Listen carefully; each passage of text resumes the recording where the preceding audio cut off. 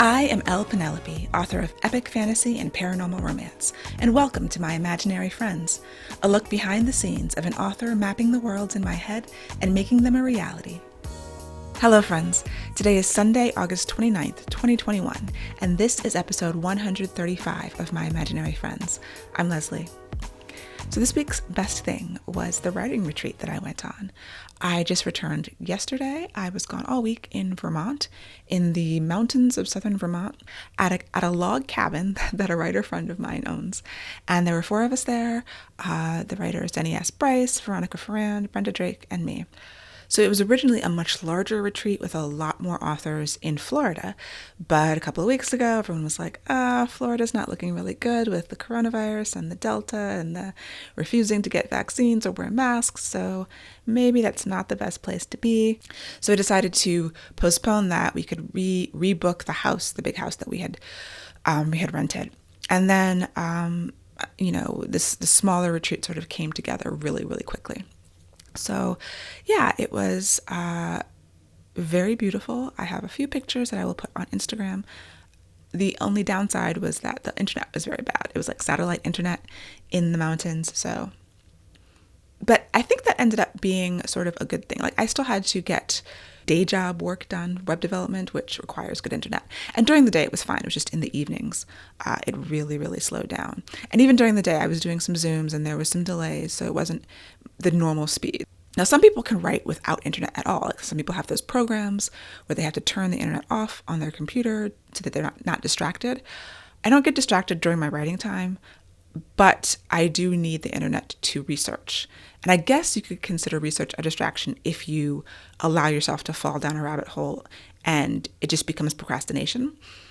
I don't think that has happened to me in a long time. Like I'm on so many deadlines.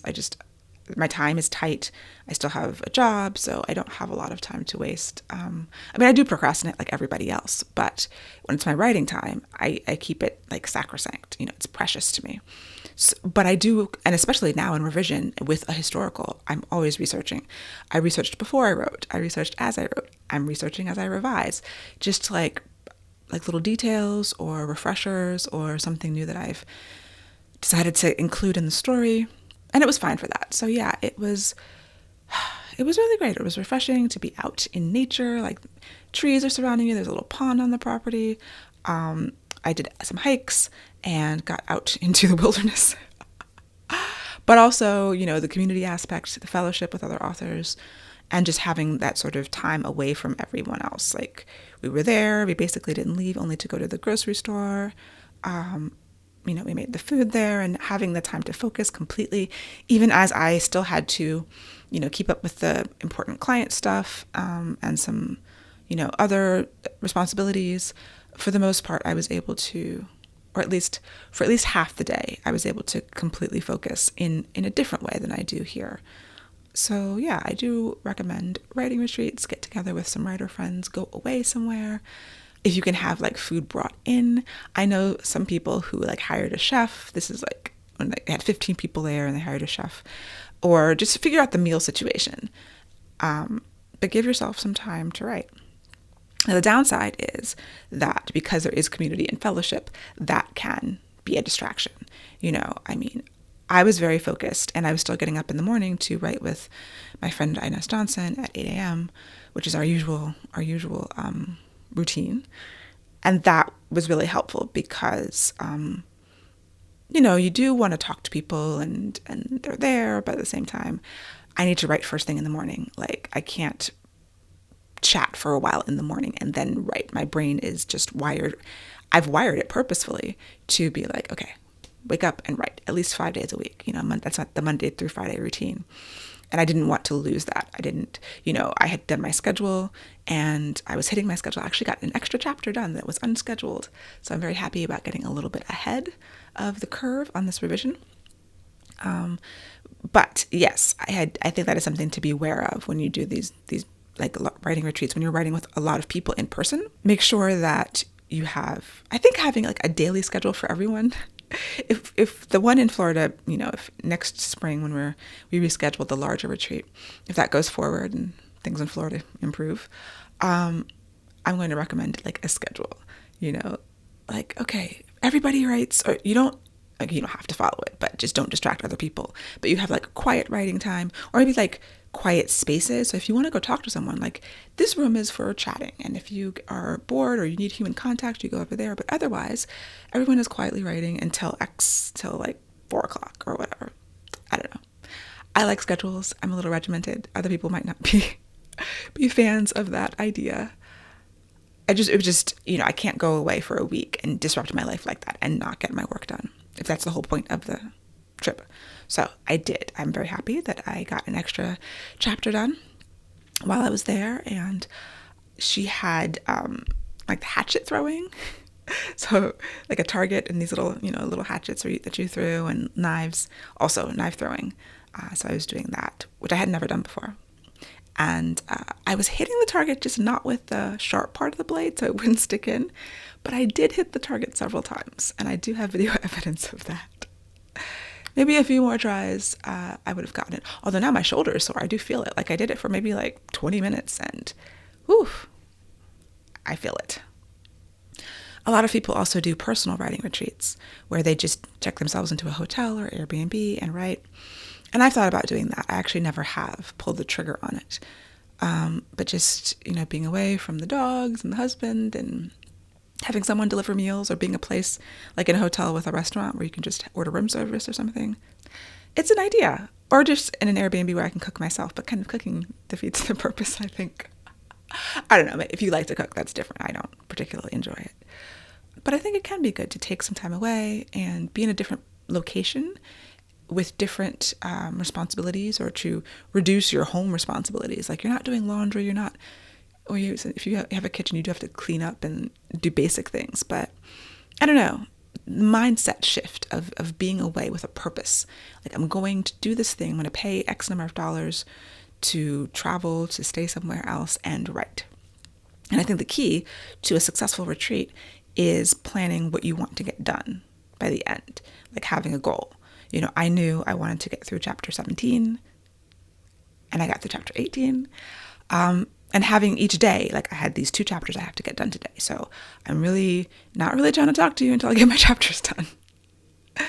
And that's how I approached it, to make sure that it was beneficial and that it made the most sense for me. And it was nice to be around other people, and talk to people, and just meet new people, learn about their lives, and that's always really cool.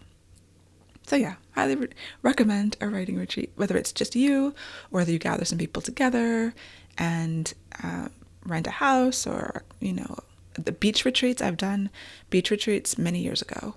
That was a lot of fun. Like a bunch of people in a big house right on the beach. And usually in the fall, you can get better prices because people aren't going to the beach as much in the fall. So that is something also to consider. Off-season kind of places like that, where you still get the benefit of looking at the ocean. I don't really need to be in the ocean. Like I don't mind going to the beach, but I don't swim or anything, so that's not a big deal. But the point is to write. Obviously, you have a nice, serene location to do that. Right before I left for the retreat, I was at AwesomeCon, which is DC's big Comic-Con type event. There's lots of celebrities and lots of costumes. It's at the convention center. So they added the book fair this year for the first time. And I was on 2 panels at the book fair and 2 signings, although they did not actually have any books for me to sign. I think there was 1 book left. I got there on Sunday. I think the event started Friday or maybe Thursday. And they said there were some supply issues. So I don't know how many books they had at all, but when I got there on Sunday, there was 1 copy of Song of Blood and Stone, and 1 person bought one, and they had book plates that I signed, and I just got to talk to people who came up, and I did have swag, so I had my bookmarks out, and I would give those to people, and so yeah, but the panels were good. They were a lot of fun and interesting, and AwesomeCon, you get a good big crowd. Like the first time I did AwesomeCon, which was when I was totally indie, I believe, the St. Martin's version of Song had not come out yet. And that was the biggest audience I'd ever spoken to before. I mean, it was a big room packed with people. And we were all indie authors. I don't think they knew who we were. They were just there. They were open, and they were there to discover new people and find cool things that they liked. The vendors did really well because I think people who came out had been in the house for a year and a half. They had saved up some money and they were going to spend it and support people. And the energy was good. The crowd wasn't as heavy because of COVID, obviously. So it was more manageable just to walk around, because even though it's not as big as like a New York Comic Con, which is insanity, and I was really overwhelmed, it's still a lot of people there on a normal year. And it was a good number of people there. Like the place was full of people, but you didn't feel crushed. So I did appreciate that. I think it is good to try to get back to something like what we were doing before, just for your mental health, like I love being at home. I love being in the house, but I do, we've all been through this traumatic experience. And I think if you are healthy enough to be back out in the world in as safe a way as you can, then it really lifts your spirits. And I think it really can be really helpful. So, writing update. Like I said, I got through chapter 18. As of now, there are still 31 chapters plus an epilogue in this book. This is The Monsters We Defy, which is my 1925 fantasy heist novel, and it's going well. I do know that the back half is going to take longer because there's 5 or 6 new scenes that I have to write, whereas I've only written 2 new scenes so far in the first 18 chapters. And I think the revisions get a little heavier, so my schedule reflects that. We'll see if I can stay on track. I've got that extra chapter under my belt. Yeah, so far it's been going really smoothly. Like I said, I had to do a little bit more research on some things that I had researched and couldn't find my notes. I've been trying to be really organized about my research. And for the most part, I've succeeded, I think. I keep lots of notes in Scrivener, and they're organized in the folders and the files, and usually, I can find it, but then there's other research that's just like documents, PDFs I've downloaded that are in folders, just on the hard drive. And then there's notes about things, and I still have a text file full of notes, and I still have a notebook full of notes. And sometimes I'm like, I know I read a thing about this thing, and I wrote something about it, and I don't know where I put it. I think that's always going to happen, no matter how organized I am. I did download that software, Zotero, which is like a bibliography software that used in academic, for like academic research. And I didn't get very far in using it. So I also have Plotter, and I've got notes in Plotter. And I've been trying just to keep links of, online resources where I've gotten things. But I do have all of these places, and sometimes I just can't find where anything is. So I have to look it up again. But yeah, as for the writing, it's going smoothly. I've got my outline where I've highlighted the new things that each scene needs, and I review that. And before I get started, I review the notes that I took from my call with my editor, the revision notes, to make sure I'm hitting what she's asked for, and trying to integrate it. I mean, it's still a lot of, 3D chess. It's still a lot of it's just mentally taxing, holding the whole thing in your head and envisioning this picture and then zooming in on this one piece to make sure that it strengthens the whole while being strong on its own, and then connecting everything. And then, I'll write a scene and then I'll be like, oh, well, because I'm doing this, I do have to go back again and thread it through, make sure I've mentioned it before. There's a lot of that. It's a lot of work, but I do enjoy revision. That is my favorite part of the process. I think the first revision is my favorite revision. This second revision, based on external feedback, is, if I had to rank them, it would be like number 2. So number 1 is my own revision after my fast draft. Number 2 is revising based on other people's feedback. And number 3 is first drafts, which I very much dislike. But yeah, I have not gotten stuck. Sometimes I have to take a step back and think about some things. There was this case this week where I realized that I didn't know some things I really needed to know about a character. I thought I had figured out everything, but once again, I realized I hadn't. One of the panels I was on for AwesomeCon was with Peter Brett, who's a fantasy author, whose process is really interesting. He's a big outliner. His outlines are like 100 pages. So I don't know how long that takes him, but after that, he just writes to the outline. And at first he was kind of like, yeah, well, if you outline properly, then you don't have to, when you're writing, you're not going to have a problem. And everybody else was like, I guess we don't outline properly because, I outline, my 7 to 15 page outline, not 100 pages, but I'm always discovering things in the middle. And my process could never handle an outline of that length and detail because of the fact that, I can only picture so much. I can only hold accurately or approximately accurately in my head about the first half of the book. Maybe he just has the capacity to hold the entire thing in his head and perfect it to the point where that 100-page outline is everything he needs. I can't imagine that. But everybody is different. And I think he realized, he kind of stepped back and was like, yes, no, the way I do it is not the right way for everyone. And, obviously pantsers can't do that.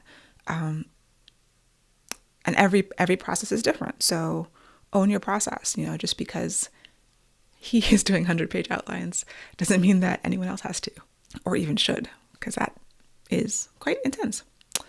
But, it works for him. He's got tons of books, lots of success. So do what works for you and figure out what works for you. And if what you're doing doesn't work, then change it. If it's working, own it, even if it's uncomfortable. It has taken me a while to own the process and remind myself 50% in, things are probably going to fall apart, and that's okay because that's how you do it. And you have enough books on the shelf that prove that you can get on the other side of this. So for anyone who is on their first book and, hasn't proven that to themselves yet, keep going, if experiment, and not all in the same book, pick a process for this book. And then if it all falls apart and you can't actually get to the end of that book, then maybe go back and try something different. I try to, stick with something until I'm sure it doesn't work and then evaluate. It's a constant process of evaluation of how did that feel? Doing journaling after your writing sessions can be really helpful to check in with yourself and see how it feels. I did start years ago with writing a journal after my writing sessions. Then I moved into a private video journal. And now this is basically my journal for everyone to hear. But yeah, through that process, whether it was writing it down or talking it out, it really helped me to realize that this is what I do. Remember that this is exactly what happened before that I forgot conveniently, and own it and accept it. And also understand that it's shifting. As much as I own the process, I know that the next book is going to be a little bit different. And, I've got these things in place that work, but they might not work for every book. And I've sort of taken in enough knowledge that when something stops working, I have something else that I can try. That's part of it too, like building up this database of possible solutions or possible things to try that can help you get out of a bind. Q&A. If you have a question for me that you would like answered on the podcast, please email podcast@lpenelope.com. I have a question about my glasses. Have you ever tried a wacky design for your glasses, or do you always prefer more business-like looks for them?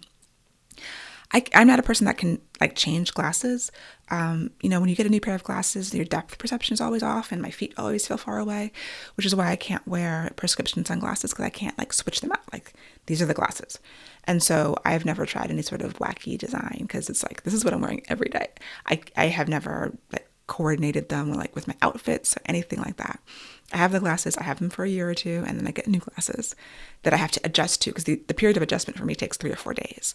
And I can't just and now I have new glasses. So yeah, I'm not creative or exciting or interesting with my design. And these are actually my old ones because I had gotten new ones and they gave me a headache. So I just went back to the old ones. I do need to make a new appointment with the eye doctor because it's about that time again. I do envy people who can like, oh, today I'm wearing the red ones and tomorrow are the blue ones. I think that's kind of cool, but it's not me. And that is it for me for this week. Goals. I do have, I don't remember how many chapters I'm trying to get through this week. I don't have my schedule right here, but follow the schedule. And I might redo it now that I'm a chapter ahead to just give myself a little extra breathing room on the back end, because I might need it based on how many new scenes and chapters I have to write. Other thing coming up is the cover for Savage City. My slot with my cover designer is coming up, so I have to start thinking about the cover brief, and there's a form I have to fill out. I have been collecting a Pinterest board with ideas, and so that is something that I'll have to do in the next couple of weeks. I'm very excited about how this cover is going to come out. The edit should be coming out any day now.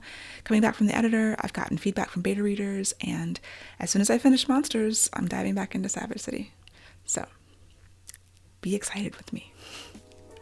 And I will talk to you next week. I hope that you have a wonderful week. For episode show notes and to sign up for the Footnotes newsletter, to get the show notes in your inbox, go to myimaginaryfriendshow.com, subscribe wherever you get your podcasts, and watch the video episodes on YouTube. I would really appreciate a rating or review to help support the show. And My Imaginary Friends is part of the Frolic Podcast Network. For more fantastic podcasts, go to frolic.media/podcast.